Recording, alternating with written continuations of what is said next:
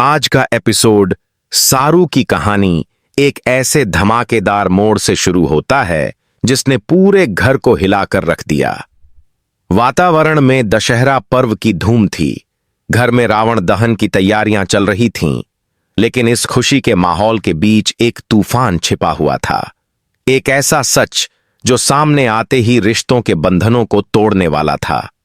घर के आंगन में सब लोग इकट्ठा थे। रंग बिरंगे कपड़ों में औरतें, बच्चे और बुजुर्ग सब दशहरा की पूजा में व्यस्त थे। लेकिन सारू का चेहरा किसी अजीब बेचैनी से भरा हुआ था।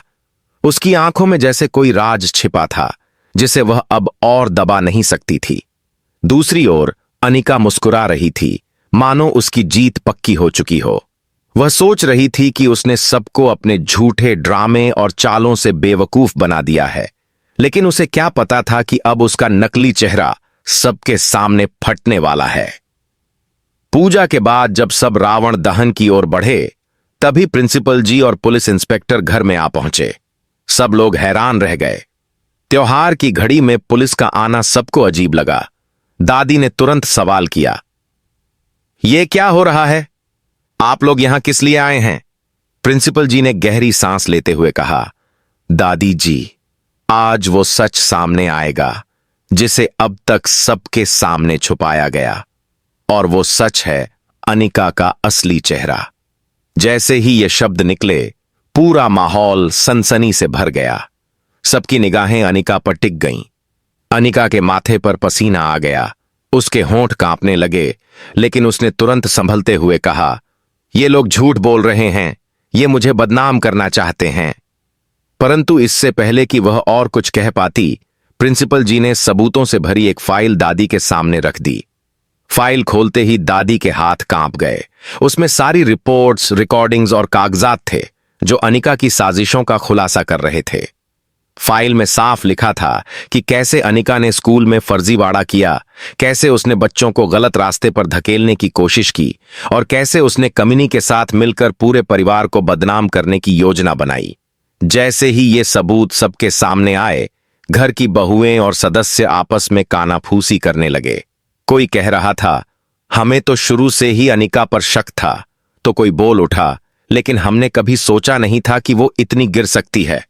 अनिका चीख उठी, ये सब झूठ है, ये सारू और प्रिंसिपल ने मिलकर मेरे खिलाफ षड्यंत्र रचा है। उसकी आंखों से आंसू बहने लगे, लेकिन इस बार किसी ने उस पर भरोसा नहीं किया।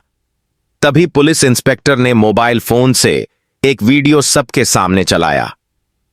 वीडियो में अनिका और कमिनी की बातचीत रिकॉर्ड थी, जिसमें वे दोनों साफ साफ कह रही थीं कि किस तरह उन्होंने सारू को बदनाम करने की कोशिश की और कैसे दादी के सामने उसका झूठा चरित्र चित्रण करने की योजना बनाई।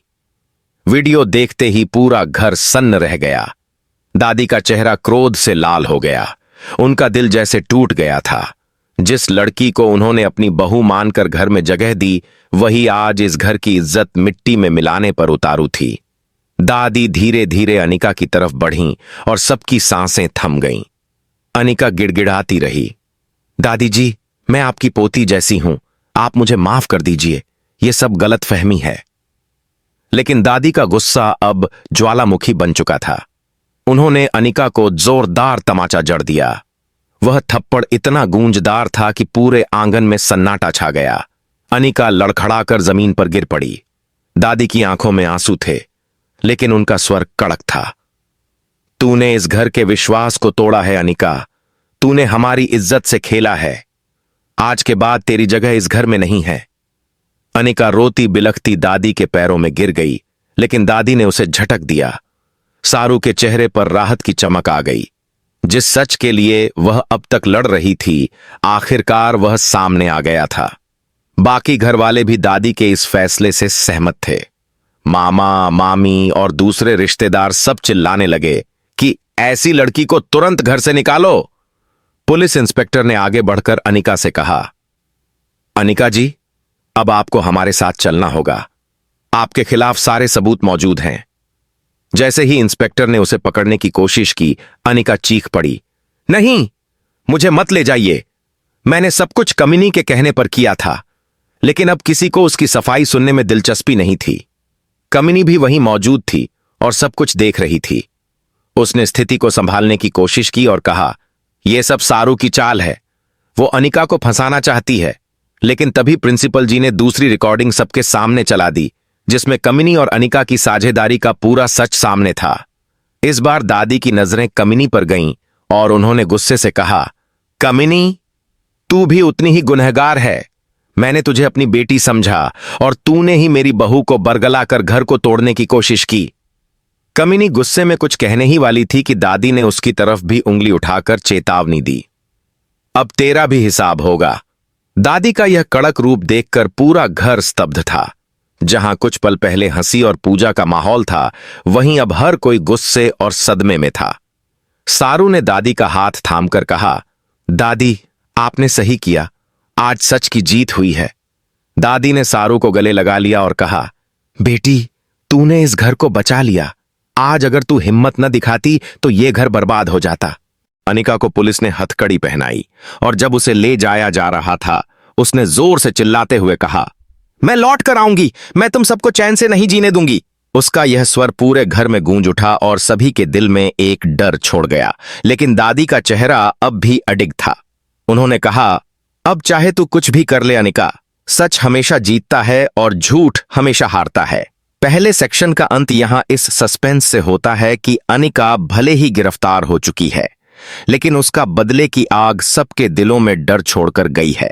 और असली खेल अब शुरू होने वाला है, जहां कमिनी और अनिका की काली चालें एक एक कर सामने आएंगी और सारू को अपनी जिंदगी और परिवार की रक्षा करनी होगी। अनिका की गिरफ्तारी के बाद भी घर का माहौल शांत नहीं हुआ था, बल्कि और भी तूफानी बन गया था। पुलिस उसे ले तो गई थी, लेकिन उसके अंतिम शब्द, मैं लौट कर आऊंगी, सबके दिलों में गूंज रहे थे। हर किसी के मन में यह डर बैठ गया था कि कहीं सचमुच वह बदला लेने वापस न आ जाए। दादी, जिनकी आंखों में क्रोध और दुख दोनों झलक रहे थे, अपने कमरे में जाकर भगवान की मूर्ति के सामने बैठ गईं। आंसू बहते जा रहे थे और वह बुदबुदा रही थीं, हे मां दुर्गा, मैंने उसे बेटी मानकर घर में जगह दी और उसने मेरे ही घर को जलाने की कोशिश की। अब मैं तुझसे यही प्रार्थना करती हूं कि मेरे परिवार को इस बुराई से बचा लेना। सारू उनके पीछे आई और दादी के कंधे पर हाथ रखकर बोली, दादी, अब डरने की जरूरत नहीं है। हमने झूठ का चेहरा सबके सामने लाकर रख दिया है। हां, लड़ाई अभी खत्म नहीं हुई है, लेकिन जब तक हम सब एक हैं, कोई हमें हरा नहीं सकता। दादी ने उसकी ओर देखा और भावुक होकर कहा, तू ही इस घर की असली बहू है सारू, तू ही इस घर की लक्ष्मी है। उधर कमिनी अपने कमरे में छटपटा रही थी। अनिका तो गिरफ्तार हो गई थी, लेकिन उसका खुद का नाम भी अब खतरे में था। वह बार बार अपने आप से कह रही थी, नहीं, मुझे कुछ करना होगा। अगर दादी ने मेरे खिलाफ भी पुलिस में शिकायत कर दी तो मेरा भी खेल खत्म हो जाएगा। उसने दिमाग लगाया और फोन उठाकर किसी रहस्यमयी शख्स को कॉल किया। कॉल कनेक्ट होते ही बोली, योजना बदलनी होगी। अनिका तो पकड़ी गई, लेकिन हमें अब अगला कदम और बड़ा उठाना होगा। हमें सीधे दादी और सारू पर वार करना होगा। उस पार से एक भारी आवाज आई, ठीक है, तू चिंता मत कर, खेल अब असली शुरू होगा। इसी दौरान घर में माहौल धीरे धीरे सामान्य होने की कोशिश कर रहा था। त्योहार की रस्में पूरी करनी थीं, लेकिन किसी का मन नहीं लग रहा था। तभी दरवाजे पर जोरदार दस्तक हुई। सब चौंक गए। मामा ने जाकर दरवाजा खोला तो देखा कुछ अनजाने लोग खड़े हैं।